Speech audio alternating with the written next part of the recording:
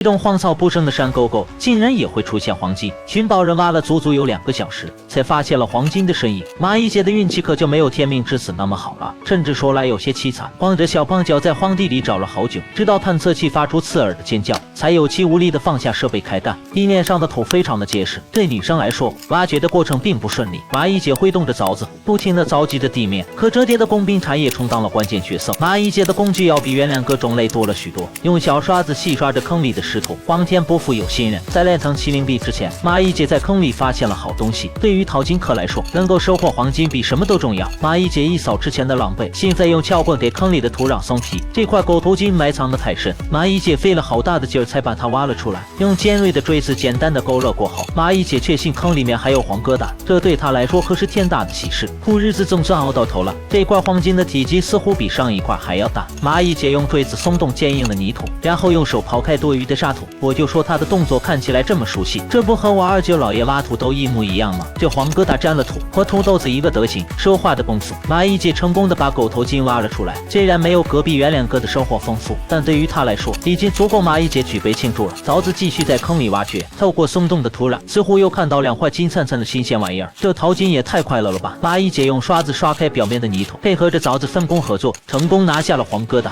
蚂蚁姐找的这个土坑非常奇妙，挖到1块黄金之后，底下还会出现源源不断的黄金，这不又1块金灿灿的黄金冒出了头。看来蚂蚁姐今天的运气爆棚，不刮彩票着实可惜了。蚂蚁姐接着用破树叉子对着黄疙瘩刮刮蹭蹭，这熟练的技术看起来有点东西。100公里耗费1个破树叉子，越到底下黄金越难挖掘。蚂蚁姐用凿子挖掘了好久，黄疙瘩也纹丝未动。蚂蚁姐眼馋的看着这块黄金，不知道该拿它怎么办。这光知道香却吃不到嘴里，蚂蚁姐不愿意放弃这样的一个好机会，又拿起凿子不甘心的划拉了2下，白手套一扒拉，竟然轻松拿到了黄金，这可真是意外之喜。此时的土坑里似乎只能看见1块黄金了。蚂蚁姐继续用凿子松土，然后用手套清理坑里的沙土。奇怪的是，拉近镜头，眨眼的功夫又出现了1块金灿灿的黄金。这土坑难不成是个聚宝盆？怎么里面的黄金挖不完了呢？蚂蚁姐大起过望，估计她都要连夜回去写一篇桃花源记了。配合着工具，蚂蚁姐又成功的取出了1块黄金。扒开棕色的泥土，在黄金的坑洞旁还藏着1块同样大小的黄金，这可真是美梦照进了现实。蚂蚁姐又拿了1个新的破树叉子，对着黄疙瘩周围使劲扒拉。别问旧的去哪儿了，已经报废了。这块黄疙瘩掩藏的并不深，有了前面的挖掘经验，蚂蚁姐轻松的就把它拿了出来。现在只剩下最后1块黄金了，看来蚂蚁姐离今年的年度目标又近了1步。地下的泥土越见湿润，只需要用坚硬的凿子反复开凿，就可以轻松的取下这块黄金。果不其然，最后1块黄金拿走之后，蚂蚁姐再次用神奇探测器的时候，没有听到任何的响动，她仍旧有些意犹未尽，表示十分期待下次的淘金之旅。